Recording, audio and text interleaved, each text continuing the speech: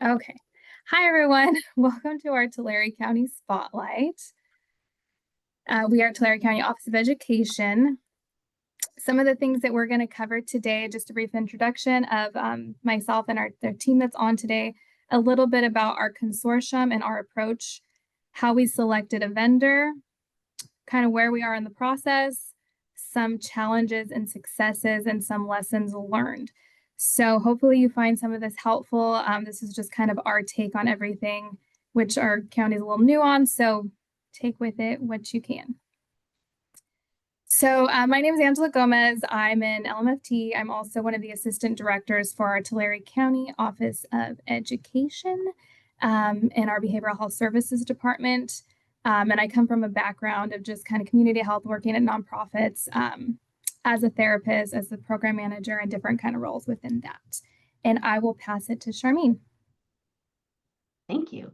My name is Sharmeen Lakhani. I am a program coordinator with Tulare County Office of Education, Behavioral Health Services, and I was overseeing the SB HIP project, and now I'm focused on the fee schedule and rolling out the new EHR system. And my background has been quite a bit in working with county mental health and quality improvement for Medi-Cal services. And I'll pass it to Savannah. Thank you. My name is Savannah Jose. I'm a medical billing clerk here with Behavioral Health Services. My background's mainly in credentialing and billing, mainly in the healthcare sectors. So education's been my fun new project. I've been excited to learn. Thank you both. The team, we kind of tackle the fee schedule, but also as part of our larger group that we consult with and run things by Tammy Bradford, who's our assistant superintendent over special services, Joe Martinez, our director of psychological services, and then the three of us that we just introduced. So we kind of work collaboratively to really bounce ideas off each other. It really helps us kind of look at things from different lenses to get a handle of this work, because it is complex and there's different layers, mixing mental health or behavioral health with education. So kind of having this well-rounded group really helps us kind of look at things from different perspectives as we look at our work as a COE, and then as we look at how this will be implemented across the LEAs. We really like to get a wide variety of looks at it, if you will.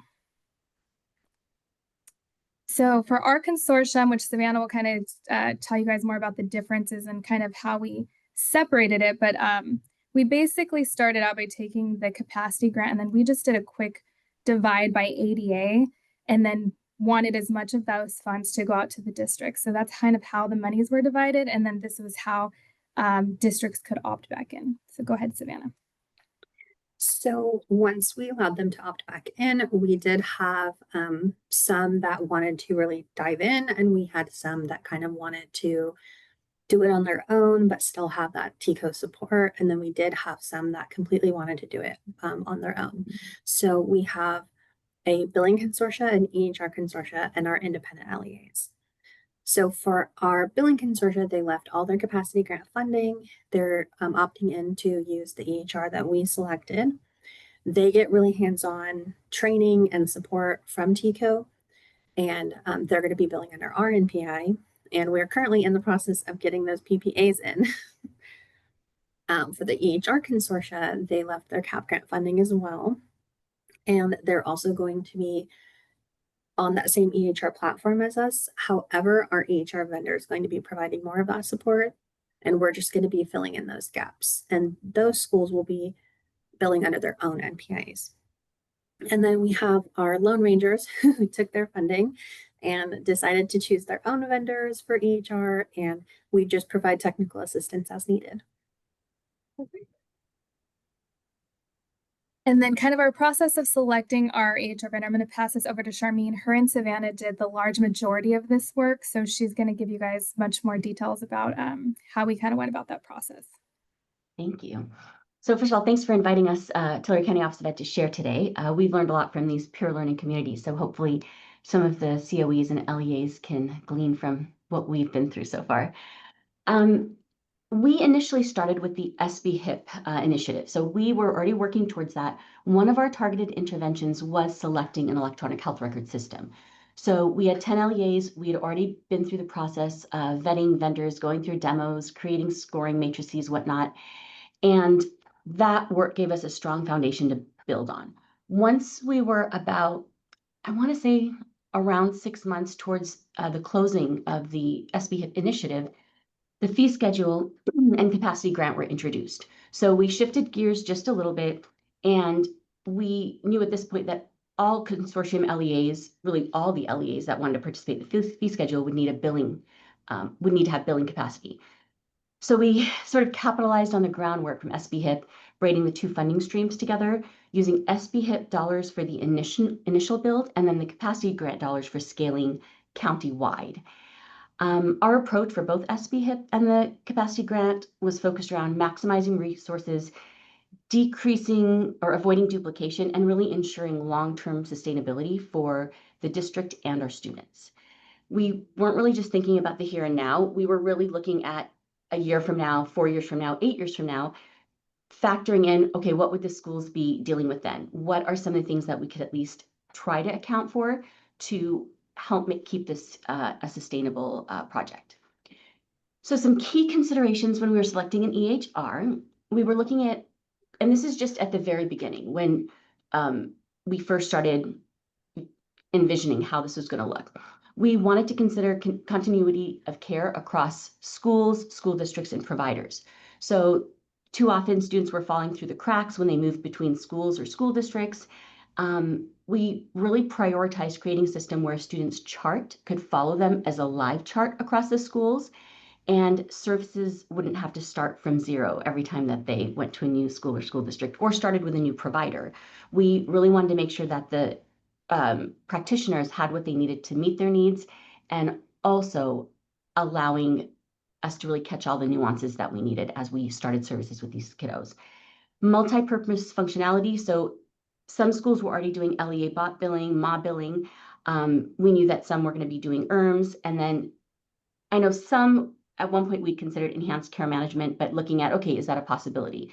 So we were hoping to find an electronic healthcare system or health record system that would cover all of that if it was needed.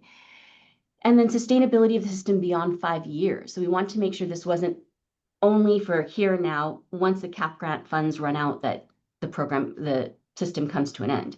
So looking at what would reimbursements look like, and how did we select a system that the LEAs would be able to manage after all of the funding runs out for them initially with the SB-HIP dollars and CAP grant dollars. So, and I'll get into that in a little bit. We were also looking to minimize the added workload for LEA staff and business departments. For us, we at the COE level, we have Savannah to help with billing and managing all that. But a lot of the school districts, this is a foreign language to them. So when it comes to billing and claims processing, and LEA BOP and MA was an example of how the schools found it very cumbersome, and it didn't end up lasting very long for many of our schools in this area. So finding an EHR system, we knew we needed one that had a robust claims processing support system so that they could do that for the LEAs. And then lastly, we were really looking at LEA buy-in. So where were the LEAs right now? If they've experienced challenges with LEA bot billing, how could we address those? And really finding a way to help them identify how this could really benefit their school so that they wouldn't see it as, oh, another project, but as a way of really enhancing what they already do for their students. So make sure I get this one here. When we were looking at, selecting the EHR, we vetted initially 12 EHR systems. And what we had done with that is we were looking at the current EHR system that we have for county mental health.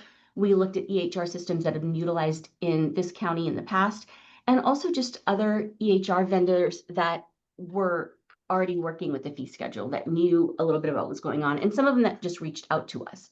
And we started with those vendors initially. As we move forward, we initially set up a rubric. It was really just a spreadsheet where we tracked information as we were talking to each of the vendors, and we gathered basic information. We had an idea. So Angela, Savannah, and I all had ideas of what we wanted on there, And then every time we met with somebody, we added more columns. I don't think there's a single time we didn't add more columns. And so we just found more and more, and things that we hadn't even thought of came up as we were speaking to the vendors. So that was kind of fun. But we were looking at that piece and then really considering, we did intro meetings with almost 12. I think there's 2 of them that we were pretty quickly able to identify they didn't meet the needs, or it was for larger scale. And initially we were looking at SB HIPs. It was only 10 LEAs. But we ruled out some of the vendors early on, either if they didn't have any history with school-based billing or they didn't have a current platform put together at all. And then one that really was, we didn't know right away, but initially identified. And this is once that transition happened. We first thought, oh, Savannah's going to take care of it. Once it became countywide, we knew we had to find one that had a claims processing support. So that helped us rule out some. Moving from there, we then had demos that they conducted for our internal team. So mainly Angela, Savannah, myself, and maybe our assistant superintendent and director of psychological services. From there, we had a scoring and ranking system that we put into place, and we identified 3 finalists. And for those final demos, they were longer. We invited LEAs from the districts to come out and be present for some of those. And we sort of moved forward with that. A big part of what we did was we had a lot of negotiations that were going on. So the final 3 that we were really working with, we had talked to all of them about some of our needs. And they may have laid out, okay, this is what the fees are going to look like. Here's how the system works. And this is what we currently offer. So we would negotiate with them and really just share with them, like I said, what our needs were. So some of them were indicating that they had maybe a higher claims processing fee initially, and not so many upfront startup fees. So we had worked with them on identifying, okay, we have capacity grants for a limited amount of time, and we have these SB HIP dollars right now. So those monies are earmarked for an electronic health record system. So how do we work on front loading some of these fees, so then instead of that percentage being so high, and instead of having annual fees, how do we get them all taken care of in the first year for startup and implementation, so that the schools have some time to get used to this, see what reimbursements look like? So we spent time with some of the districts, the EHRs, one EHR system.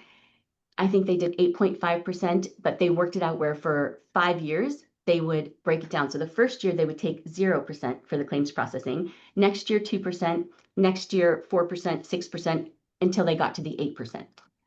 The one we finally went with, they were able to move some of the fees up front. And so for 5 years, everything's covered for our school districts except the claims processing fee, which we negotiated down to 8.5% without any increases over those 5 years.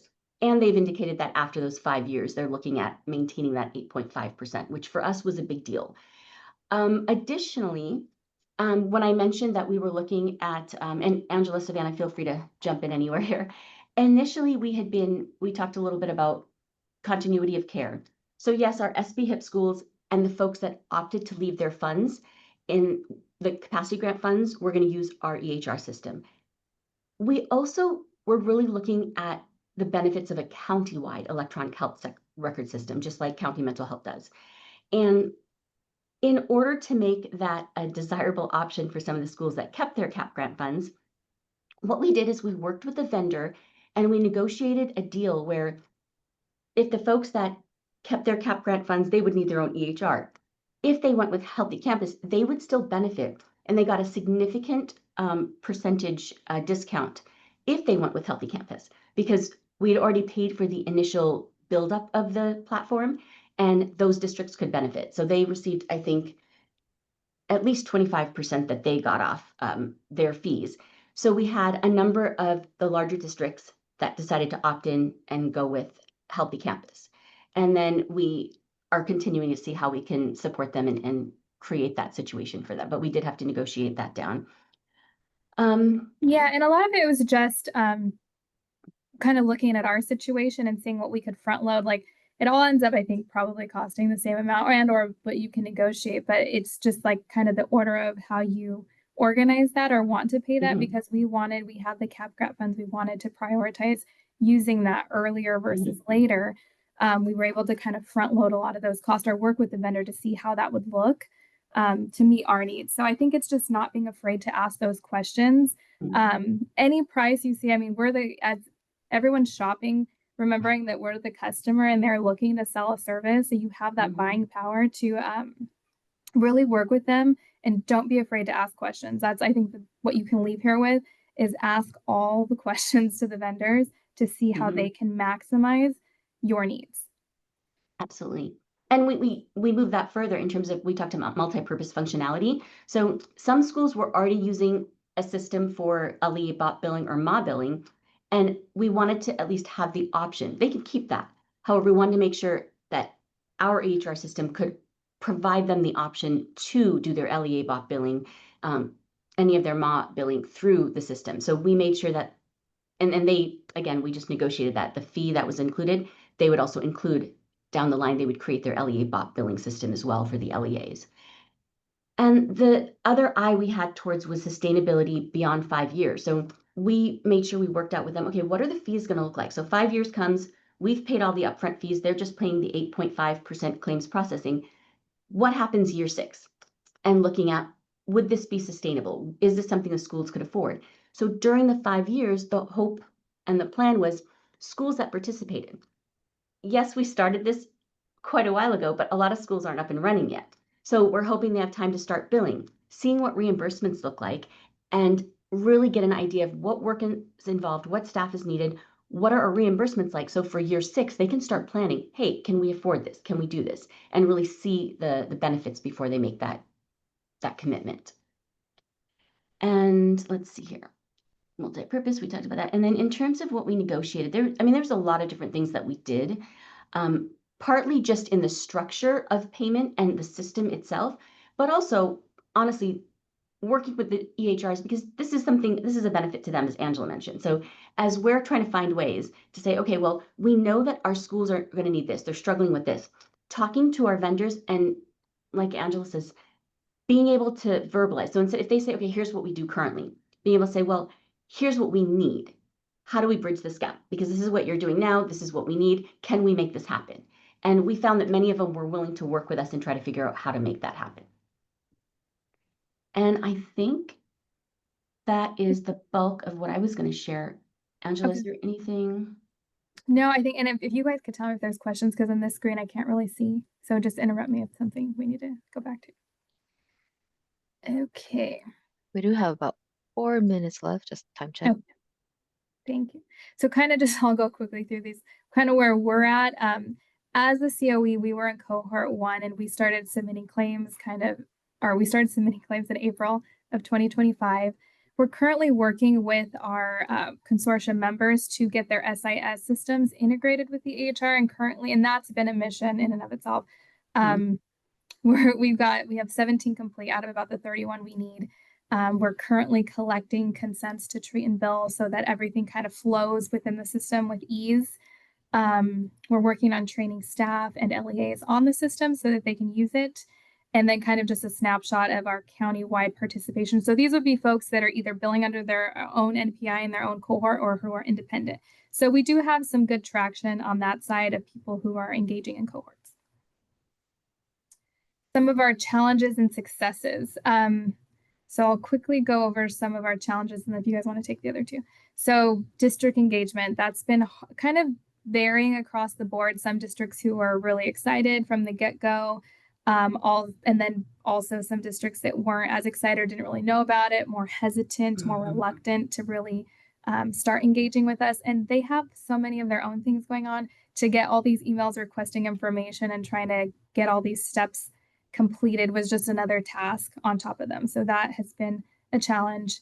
One that we're running into now is who is going to be the ORP for all these users. Not all districts have a licensed staff. So we're kind of troubleshooting what that looks like within our LEAs and our county as a whole. This is not new to anybody, but navigating HIPAA and FERPA and just seeing where everything falls. It's kind of just looking at everything with fresh eyes.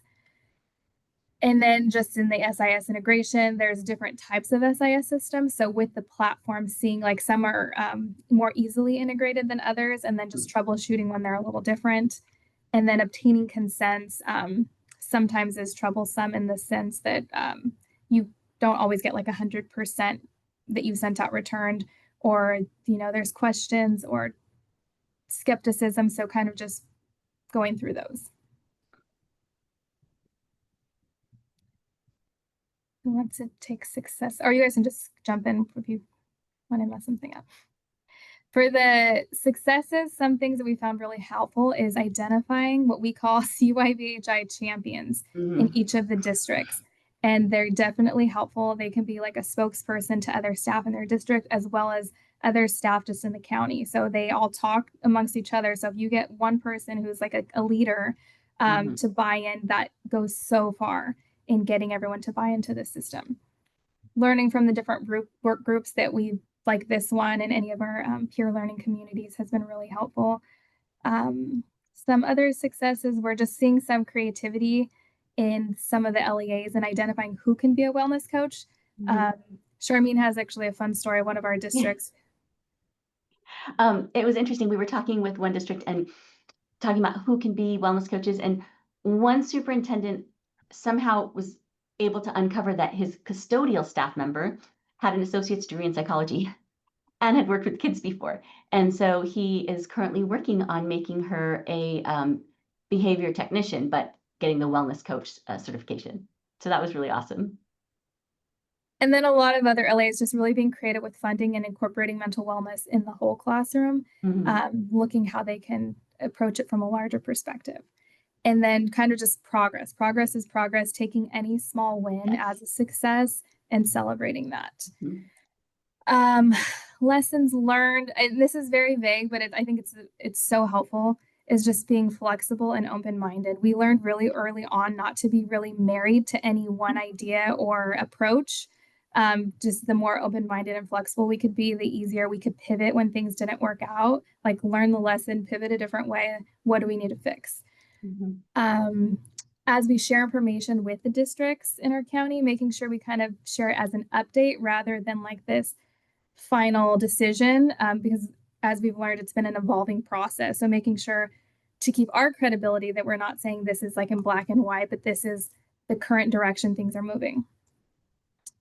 Along with that, being transparent with the LEAs on this whole process.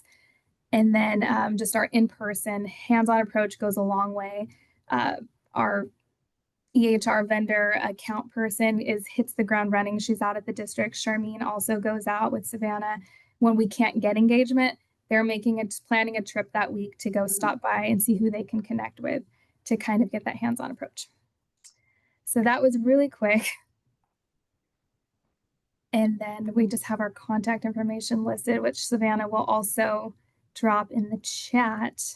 But that's kind of where we're at. Anything else, Charmaine or Savannah, to add? No, I do have a question in the chat from Christine in Glenn County. She asked if we can elaborate on what SIS integration looked like. You want to take that one, Miss Savannah? Yeah, I can. So with our HR system, the SIS integration, they originally started with individual meetings with the IT person at each district and kind of had this like checklist situation for each of them to figure out and how to link A to B. Recently, they've redone the process where now everything is guided through a link, which I think is really cool to kind of see that there was kind of that need, and our EHR system is filling that in the best way possible for some of our LEAs. And so it's on the SIS integration is more of like kind of like opening the door, unlocking it, leaving that lock open, so where the EHR can come in and grab it.